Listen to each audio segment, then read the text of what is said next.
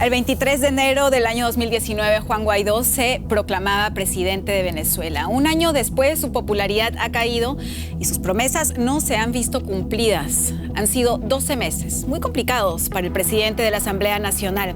Guaidó llegó con grandes propósitos: atajar la crisis humanitaria y económica y quitar a Maduro del poder. Había mucha expectativa tanto dentro como fuera del país. El líder opositor ha encontrado en la comunidad internacional el apoyo que le falta dentro de Venezuela. Pero, ¿qué le falta a Guaidó para ganarle el pulso a Maduro? Este es nuestro tema de hoy. Un año de Guaidó. ¿Qué cambió en Venezuela?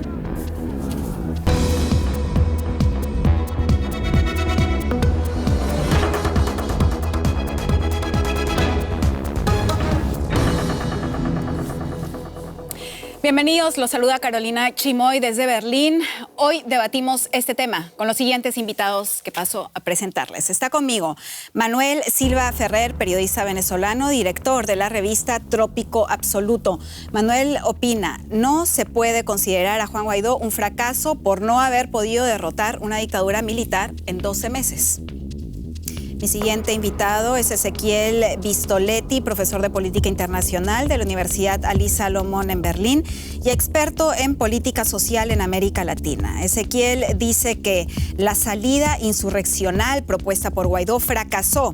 La resolución del conflicto está más lejos hoy que hace un año. Y mi tercera invitada, Stephanie Moreno, periodista colombiana y analista internacional, experta en América Latina, de la Columbia University en Estados Unidos y el Instituto de Estudios Políticos de París. Stephanie opina que gracias a Guaidó se logró visibilización y respaldo contra la crisis humanitaria y económica de Venezuela. Ezequiel, empecemos con tu cita que me pareció bastante interesante. Dices que la resolución del conflicto está más lejos hoy que hace un año. ¿Por qué? ¿Por qué? Porque primero, acompaña en mi opinión también algunos líderes de la oposición venezolana. Uno de ellos, Enrique Capriles, para mí uno de los más coherentes, también caracterizó como un fracaso la estrategia propuesta por Guaidó, concebida como el derrocamiento del gobierno, ¿no? Por eso yo la caracterizo como una salida insurreccional. Hace un año participaba en un programa aquí con esta misma pregunta cuando comenzaba toda esta historia y...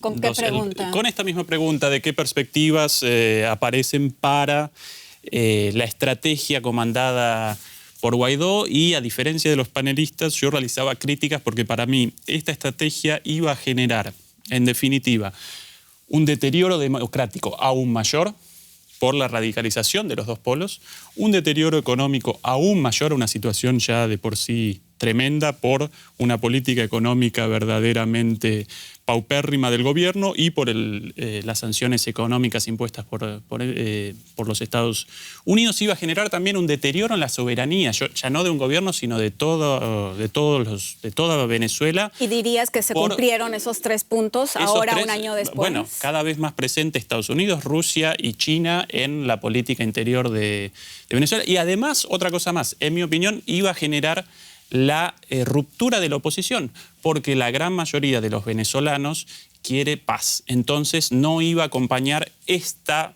salida insurreccional comandada por una parte de la oposición, y entonces esto iba a generar para la oposición una situación aún peor, para todas las partes.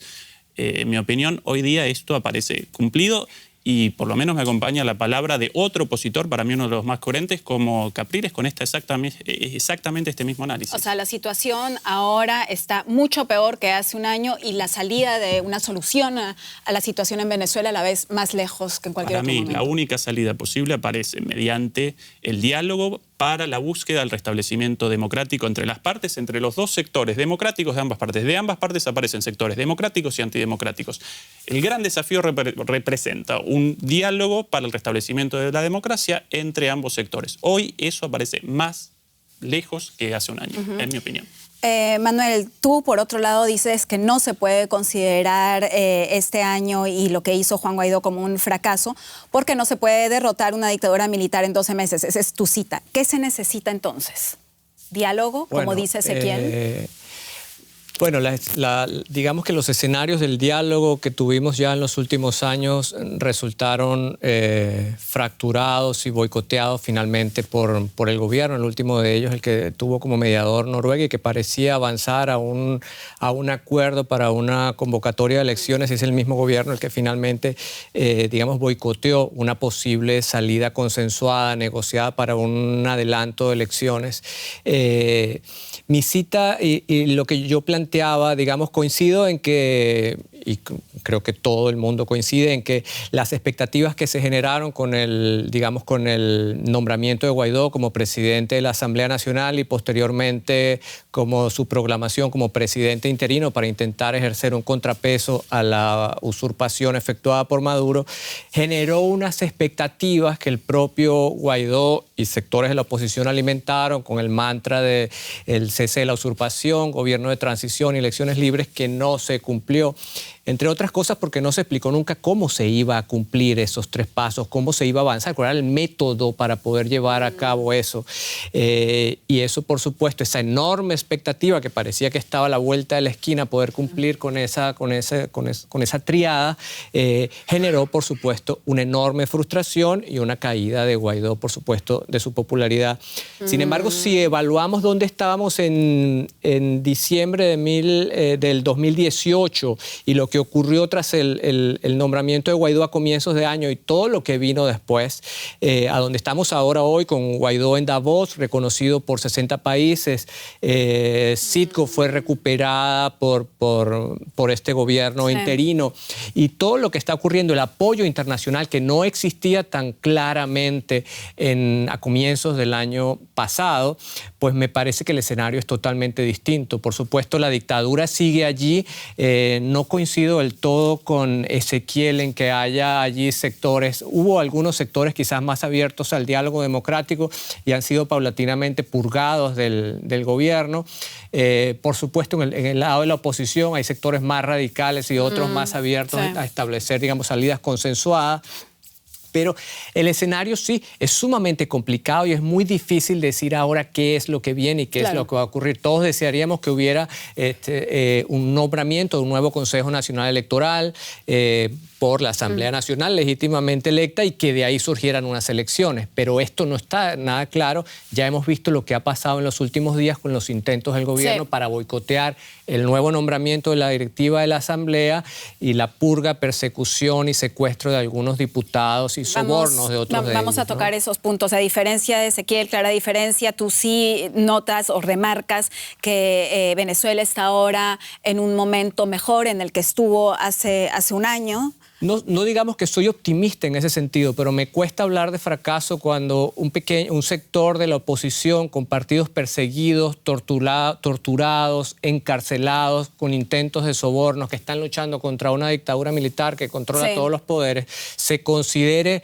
digamos, un fracaso rotundo el hecho de no haber logrado en 12 meses derrocar a un gobierno dictatorial. Es decir, no me parece que fuera una tarea tan fácil como para cumplir así. Quizás las expectativas que se generaron incluso en sectores de la oposición y en la ciudadanía, fueron demasiado altas a comienzos de años como para pensar que eso podía cumplirse tan fácilmente. Y cambios grandes no se dan nunca de un día al otro, ni tampoco de un año al otro, eso está claro.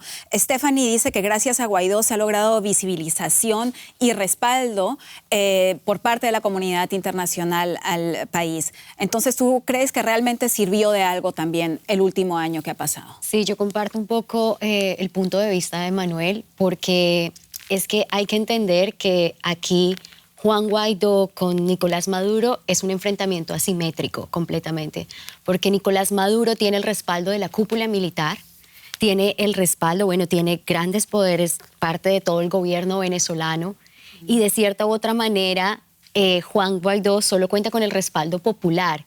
Y desde que se proclamó como presidente interino de Venezuela, ha logrado cierta visibilización a nivel internacional. Y si bien muchos de los países le han brindado su apoyo, siento que en el transcurso del año ha estado realmente solo. Entonces, aunque en mayo del 2019 se abrió este mecanismo de Oslo, que fue fallido en el agosto del 2019, siento que la falla no solo fue por parte de que Nicolás Maduro y bueno, su delegación no asistiera y no quisiera seguir negociando por las sanciones que seguía implementando Estados Unidos a Venezuela, sino también porque no ha habido una participación efectiva por parte de los países, de las comunidades internacionales. Entonces, yo siento que otros países se debe hacer como una reestructuración a ese mecanismo de Oslo para que otros países actúen en calidad de garantes y se lleve una salida pacífica y negociada, pero también que participe, por ejemplo, la Organización de Naciones Unidas, porque ellos saben que estamos hablando de que hay más de 4.6 millones de exiliados de Venezuela y, por ejemplo, 1.6 de esos millones de personas, de esos venezolanos, están en Colombia. Entonces, es importante que también la ONU participe. No hubo una continuidad, eso es cierto, y por eso vamos a repasar brevemente lo que sucedió el último año de Guaidó, para ver cómo empezó. Además, vamos a ver las imágenes, esa euforia, esa proclamación de Guaidó como presidente y cómo continuó hasta el día de hoy. Veamos, por favor, este pequeño resumen. Juro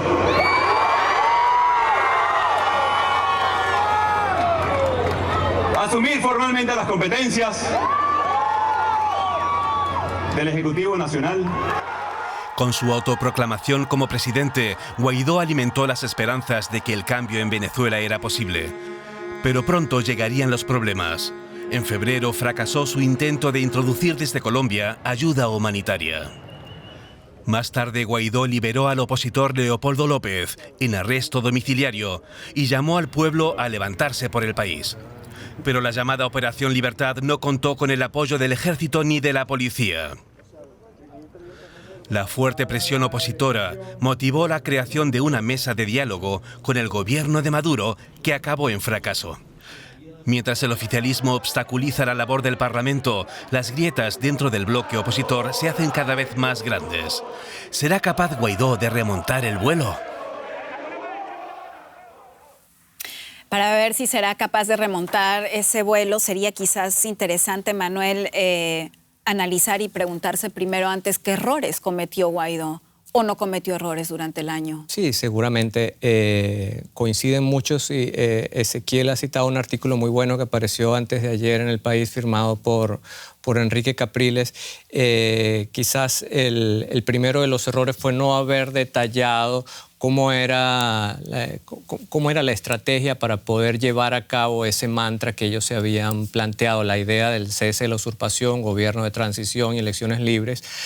Ya en el momento en que eso se planteó, hubo sectores que planteaban que la ecuación debía ser a la inversa, que había que intentar ir a las elecciones, primero, aunque no fueran elecciones del todo libres, para intentar a partir de allí generar una transición y luego un cese de la usurpación, es decir, alterar totalmente la ecuación. ¿Pero eso hubiese cambiado todo?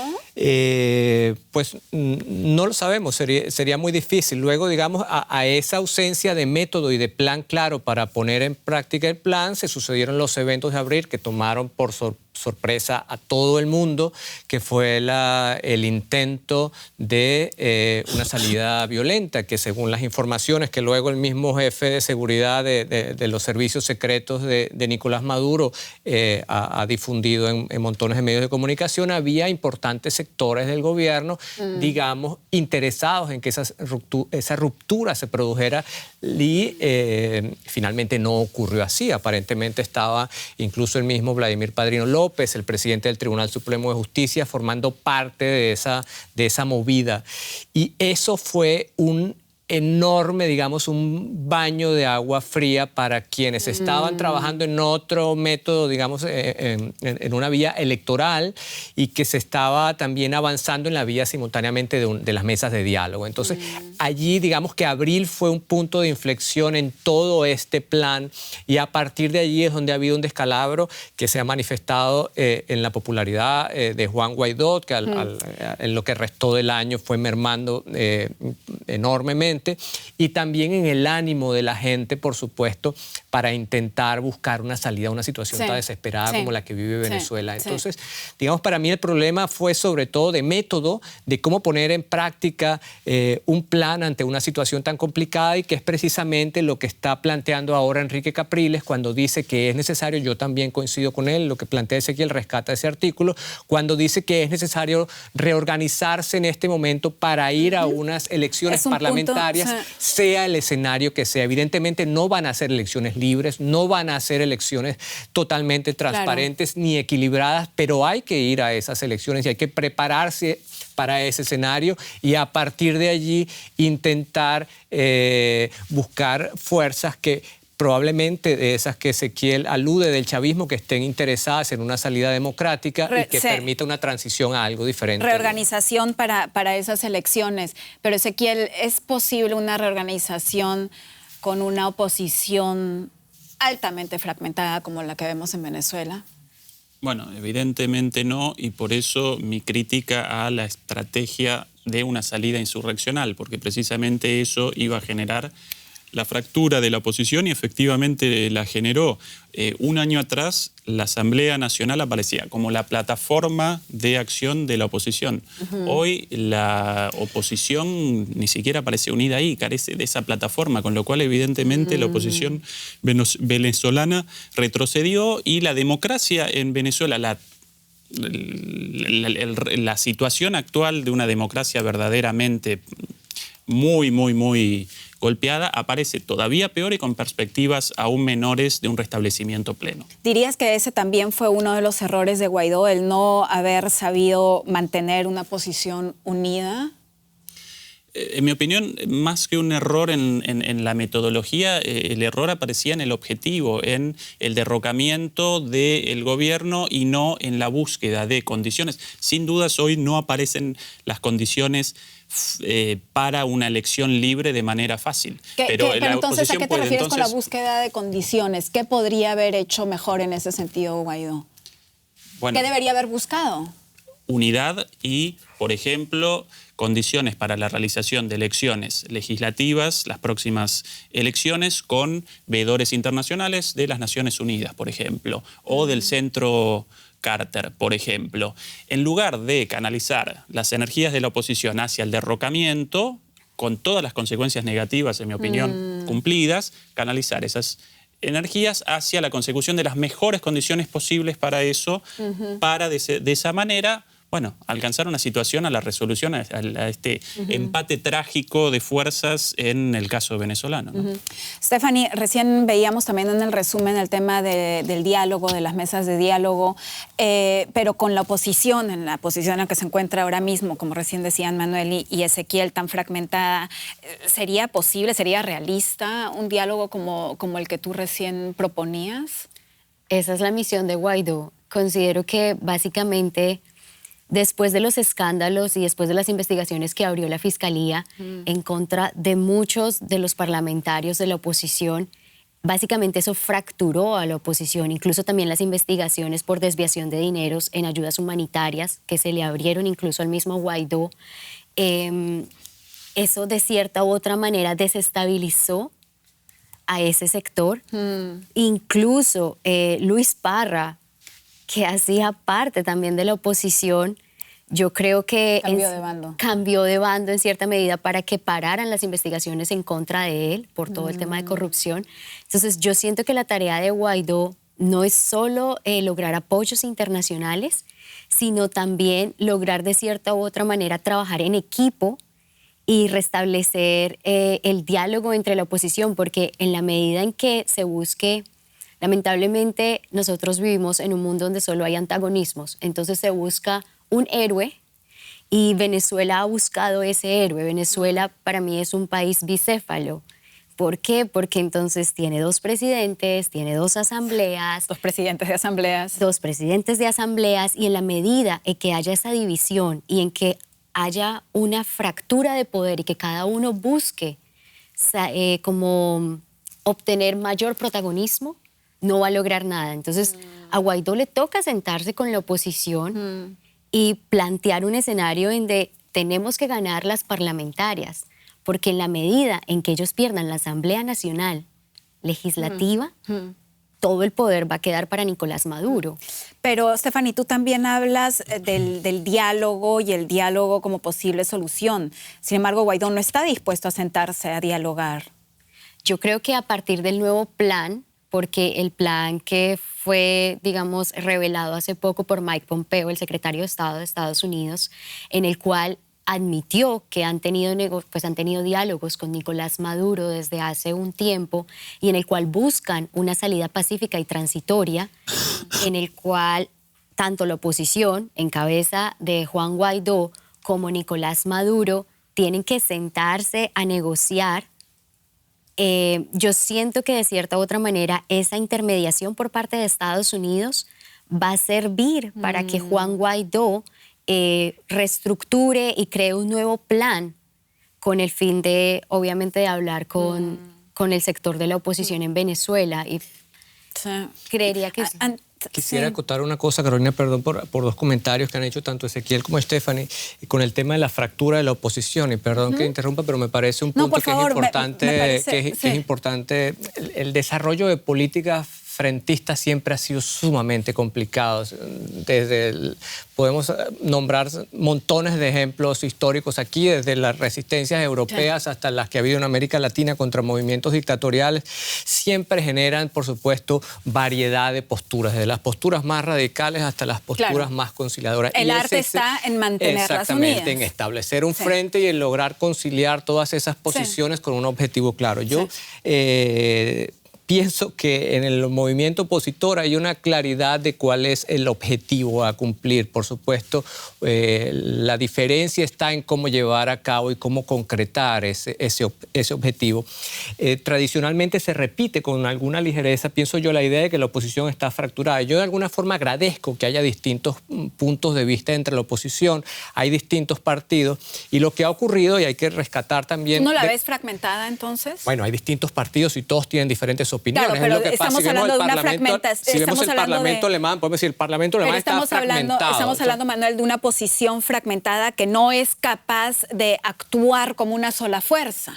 Bueno, pero si vemos lo que ocurrió a comienzo del año pasado y comenzamos haciendo un balance, hubo una actuación, digamos, conjunta. Claro, pero hoy... Ahí hubo una jugada adelantada que fue la jugada de abril, que sí había aparentemente partidos que no estaban al tanto de ese movimiento, y allí fue donde comenzó una parte de la crisis de la oposición, porque no todos estaban conscientes de lo que ocurrió abril. Aparentemente esa fue un movimiento que fue más que todo orquestado por Voluntad Popular, que es el partido del que proviene Juan Guaidó.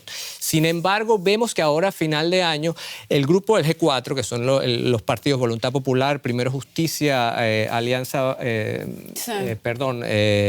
Acción Democrática, Primero Justicia, Voluntad Popular y ahora se me va el cuarto, son los que tienen la mayoría parlamentaria y acaban de organizar un consenso nuevamente para reelegir a Juan Guaidó. Es decir, por supuesto, todos ellos tienen posiciones diferentes, pero han llegado a la conclusión de que la mejor manera de continuar es reelegir al señor Guaidó, que ha sido más reconocido por 60 países. Claro. Es decir, vivimos un nuevo momento de consenso después de la crisis en que unos parlamentarios fueron sobornados y abandonaron finalmente la oposición, pero ellos tienen mayoría. Subieron a embajadas, Luis Parra se cambió de bando, otros están encarcelados, otros están torturados, porque ese es el escenario en que se mueve la oposición. Entonces, también. Otros empezaron están perseguidos, a desmoronarse, perseguidos, etcétera, y tú dirías que ahora están cobrando de nuevo fuerza de lo importante que es Vivimos mantenerse unidos. Un nuevo momento de coalición, que es la reelección de Juan Guaidó por una mayoría parlamentaria que debieron hacer, como vimos todos en la televisión, que debieron hacer en el auditorio de un periódico clausurado por el gobierno, porque la Asamblea Nacional estaba cercada por militares.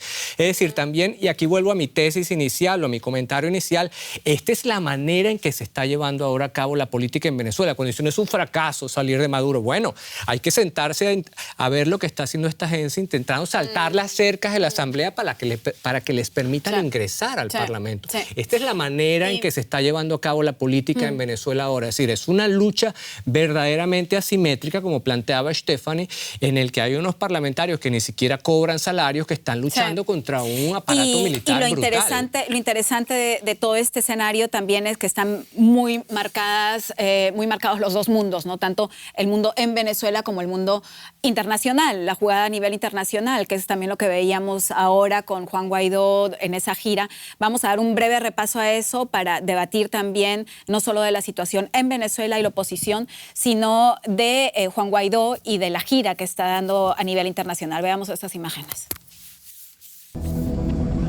Honores de jefe de Estado para un líder en horas bajas. Burlando la prohibición de salir de Venezuela, Juan Guaidó se reunió en Bogotá con el presidente colombiano Iván Duque y el secretario de Estado de Estados Unidos, Mike Pompeo. La conferencia sobre terrorismo en América Latina le sirvió al líder opositor para afianzar su apoyo internacional. Hoy la dictadura está sola, aislada, y tenemos una gran ventana de oportunidad, y hago propia las palabras, para un hemisferio, un continente libre. También la Unión Europea, a través de Josep Borrell, su representante de Exteriores, respalda al líder venezolano. El presidente de la Asamblea Nacional obtiene de la comunidad internacional el apoyo que parece estar perdiendo en su país. Un respaldo necesario, pero ¿acaso suficiente para ganarle el pulso a Maduro? Bueno, la primera pregunta que se hacen muchos, obviamente, es cómo logró Juan Guaidó salir de Venezuela, porque tenía prohibida la salida, de hecho, ¿no, Stephanie? Bueno, supongo que no me podrás decir con detalles cómo logró salir, pero quizás sí, ¿qué pretende con esta gira? Bueno, aparte de más apoyo. es evidente que el Tribunal Supremo de Justicia le impuso una prohibición de salida del país a Juan Guaidó y queda muy claro que Juan Guaidó también tiene cierto respaldo de algunos militares o de la fuerza pública que le ayudan de cierta u otra manera, de manera clandestina, por llamarlo así, a cruzar la frontera. No está tan solo. No entonces, está en tan ese solo. sentido. Lo que sucede es que hay miembros de las Fuerzas Armadas y de la fuerza pública que por temor a la represión del régimen no son capaces de decir que apoyan a Juan Guaidó y a la oposición. Pero es evidente que él cuenta con ese respaldo. Sin embargo, Juan Guaidó fue muy criticado el año pasado porque se le vio en una foto con uno de los miembros de los Rastrojos, uno de los grupos armados ilegales y narcotráfico de Colombia. Pero no se sabe a ciencia cierta cómo logra pasar y cuál es el actor, si es un actor legal o un actor ilegal. Sí. Ezequiel, quizás tú, evidentemente con la gira que acabamos de ver, las imágenes, él busca aún más apoyo internacional, quiere refrescar ese apoyo, pero ¿servirá de algo? Quiere recoger apoyos internacionales y recogió a lo largo de este año apoyos internacionales, por lo menos de determinados países. Ahora, ¿Sirve ¿en para qué un medida cambio? eso determina cambios reales en la política interna de Venezuela? Bueno, eso es discutible. Más allá de la opción aterradora de Máxima de una posible intervención militar por parte de Estados Unidos. Bueno, fue presentado como una idea por Trump y el mismo Guaidó, si bien él presenta como primera alternativa a las elecciones, él no la rechaza. En mi opinión, no representa una opción real porque una invasión por parte de Estados Unidos a Venezuela desencadenaría una catástrofe y esto determinaría la derrota de Trump en las elecciones de Estados Unidos. Sí lo ayuda a Trump. Y Trump dice muchas cosas y muchas no las hace también. Sí lo ayudan acciones de Trump en apoyo a Guaidó, de hostigamiento a Maduro, para la consecución del voto latino en Florida. ¿Sí? Pero un escenario de invasión o algo por el estilo generaría para el propio Trump un problema mayor que los posibles votos ganables por esto. Quería muy cortito responder a la intervención de Manuel. Acompaño la idea, pero no acompaño el optimismo en cuanto a una oposición unificada en este momento. Y, de hecho, si uno recorre la historia de las elecciones de los últimos años, ¿cuándo alcanzó la oposición venezolana los mejores resultados? Cuando parecía unificada y cuando participaba efectivamente.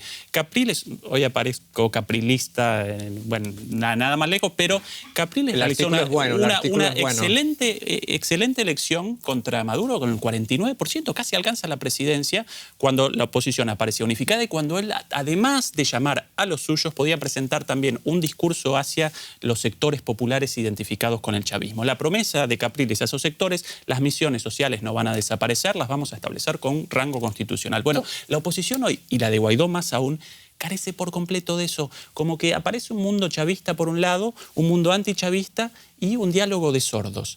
Bueno, así difícil cualquier intento de democracia por las dos partes. ¿No ves ni de cerca una reunificación de la oposición en estos momentos?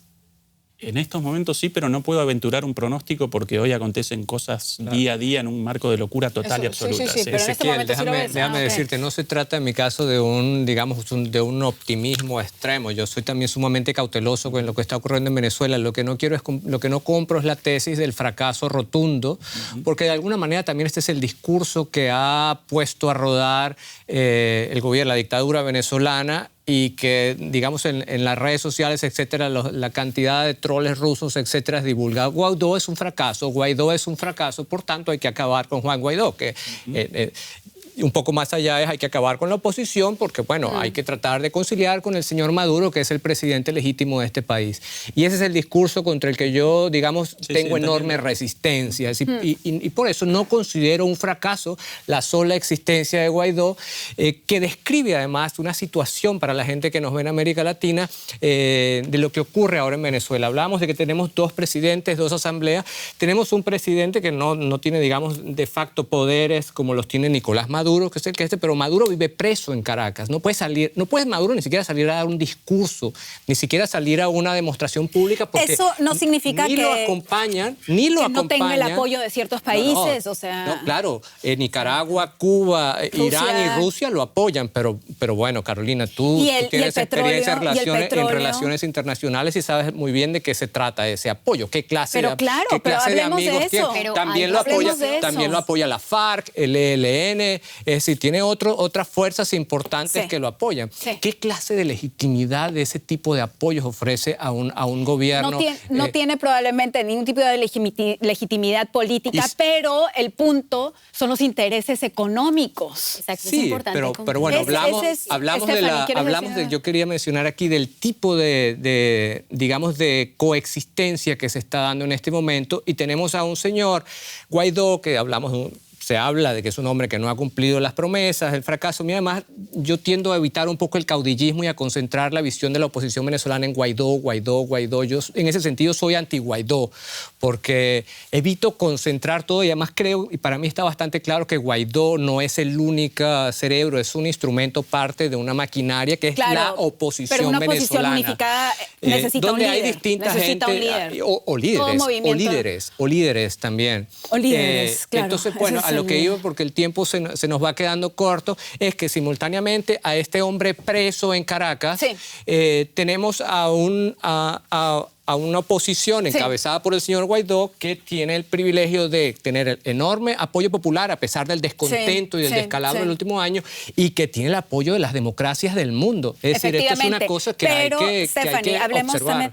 Totalmente de acuerdo, sí, tiene también el apoyo internacional, pero también Maduro y su gobierno tienen apoyo de otros países. O sea, de algo viven. Sí, es muy claro que, por ejemplo, Nicolás Maduro cuenta con el apoyo de Rusia. Rusia maneja prácticamente el 70% de PDVSA, del petróleo que maneja PDVSA, después de las sanciones implementadas por Estados Unidos.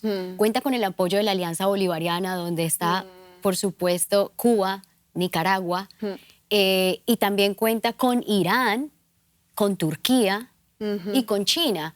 Incluso el canciller se reunió con los chinos, con los delegados de China, y llegaron a un acuerdo para fortalecer las alianzas estratégicas, porque es que Venezuela le debe a China y a Rusia, y evidentemente mientras exista esa deuda, no van a terminar esa correlación, ¿no? Esa dependencia que existe entre las dos Que no son deudas naciones. pequeñas, Que no además. son deudas pequeñas, exactamente. Pero también es importante resaltar qué papel juega Irán, porque Irán Exacto.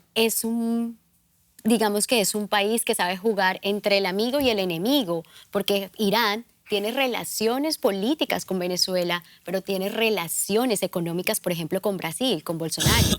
Brasil es uno de los mayores exportadores de proteína animal y de productos agrícolas a Irán. Y en el tema de petróleo, el conflicto con Irán ahora podría beneficiar de cierta manera también a Venezuela. Yo siento que Irán empezó a sentir cierto interés por América Latina luego de que fue aislado por su proyecto nuclear. Ahí ya hubo un aislamiento completamente de Irán y empezó a tener cierta atracción por América Latina. Pero más allá del petróleo que hay en Venezuela y de las relaciones con Irán, es un tema político y también de grupos armados que hacen presencia en Venezuela. Si bien dijeron que Hezbollah está en territorio venezolano, es importante destacar que Hezbollah está en Latinoamérica desde el 92, cuando hubo el atentado por parte de Hezbollah a la embajada de Israel en Argentina y en el 94 a la AMIA también en Argentina. Lo que pasa es que Hezbollah ha venido incrementando su poder, pero claro, de una manera silenciosa, pero esa red siempre ha estado. El brazo político y armado de Irán, bueno, paramilitar de Irán, siempre ha estado presente en América Latina y bueno, ahora es como un instrumento de respaldo en materia militar y paramilitar, no solo al régimen venezolano, sino también a los colectivos. Claro. Muy cortito, para entrar a hablar de Europa. No participo de la aseveración de que Hezbollah representa un actor político de trascendencia en América Latina. En mi opinión, en los últimos años en América Latina presenciamos un fenómeno distinto en el marco de la guerra comercial entre Estados Unidos y China. ¿Sí? En el cual los dos participan activamente, pero a partir, ya desde hace años China también, pero a partir de la guerra comercial, Estados Unidos realiza una maniobra doble. Por un lado, un repliegue de muchas regiones del mundo, en Medio Oriente, inclusive Afganistán, Siria, pero por otro lado, un endurecimiento hacia América Latina, lo que para ellos representa su patrio trasero. Y en ese contexto aparece el caso de Venezuela, también aparece el apoyo de Trump, por ejemplo, al golpe de Estado en Bolivia y un endurecimiento de Estados Unidos frente a América Latina desde la llegada de Trump al poder. Eso representa, y en este contexto, una reaparición de un actor fundamental hasta la redemocratización en la política latinoamericana, los militares presentes en Brasil, los propios militares en Brasil, en Venezuela, presentes también en Bolivia, presentes en la represión a la protesta social en Chile, etcétera. Hablemos de Europa. Hablemos de la Unión Europea, que intenta no siempre lo logra, un contrapeso sobre todo Estados Unidos y sobre todo entre ese conflicto internacional cada vez más agudo entre Estados Unidos y China. ¿Qué rol juega Europa en todo esto? ¿Podría hacer más Europa, Manuel?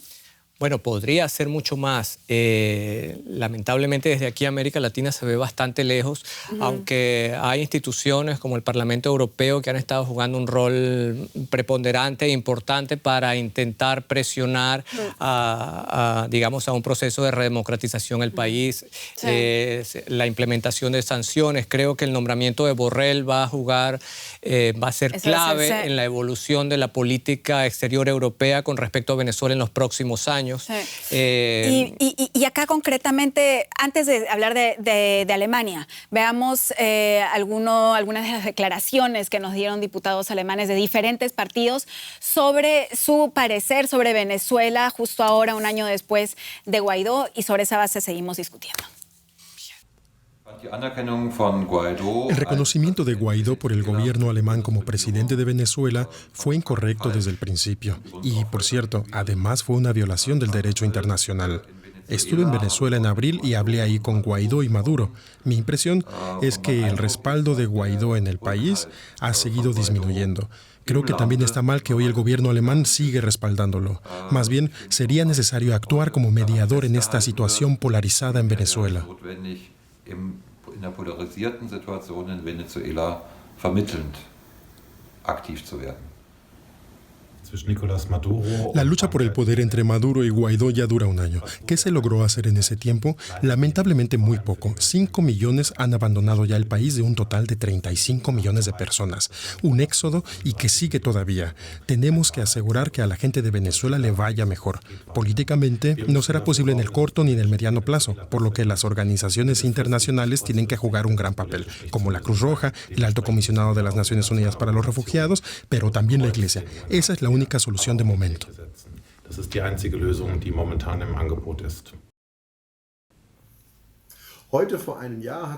Hace un año hoy que Juan Guaidó se declaró el presidente interino legítimo de Venezuela. Más de 60 países de todo el mundo han reconocido esta decisión. Los problemas del país aún no se han resuelto. Hace unos días que vimos el intento del régimen de Maduro de evitar la reelección de Guaidó para la Asamblea Nacional. Hay una declaración impresionante de la Conferencia Episcopal Venezolana pidiendo un nuevo comienzo en este país y por lo tanto hemos decidido hoy de recordar estos eventos y exigir que se haga un nuevo comienzo democrático en Venezuela con el apoyo de la comunidad internacional en la región y en el mundo. Venezuela kommen muss mit Unterstützung der internationalen Gemeinschaft in der Region und weltweit.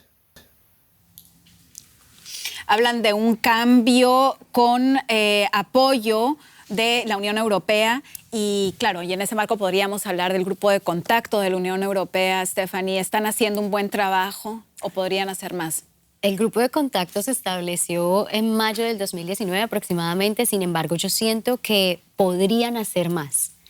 Podrían en verdad, por ejemplo, trabajar todo el tema de refugiados, porque si bien lo denuncian, como muchos de los parlamentarios que están hablando del éxodo venezolano, sí. La Unión Europea no ha implementado, digamos, un trabajo muy efectivo, por llamarlo así, frente a la situación que se está viviendo en Venezuela. Si bien han brindado el apoyo y el respaldo a Juan Guaidó y han dicho que quieren llegar a una salida negociada y a unas elecciones libres y transparentes en Venezuela, yo siento que la Unión Europea debería implementar una nueva metodología, un nuevo trabajo para apoyar más a la oposición venezolana. Manuel, ¿tú qué piensas al respecto? Tú sigues la situación también muy de cerca viviendo acá en Berlín. Sí, bueno, con respecto a la participación de los parlamentarios alemanes, tengo que decir lo que comentaba hacia el final. Lamentablemente, Alemania es uno de los países que más lejos queda de América Latina, a pesar del papel que las fundaciones políticas han estado jugando en Caracas en apoyo a una transición a la democracia, y el embajador alemán ha jugado también un rol muy activo allí.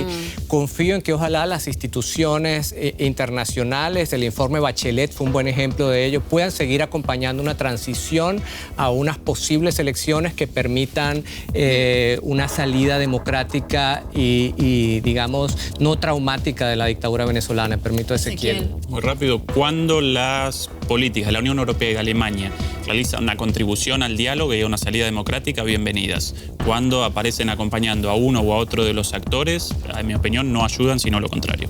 Muchísimas gracias por esta ronda. Nos vemos pronto. Gracias.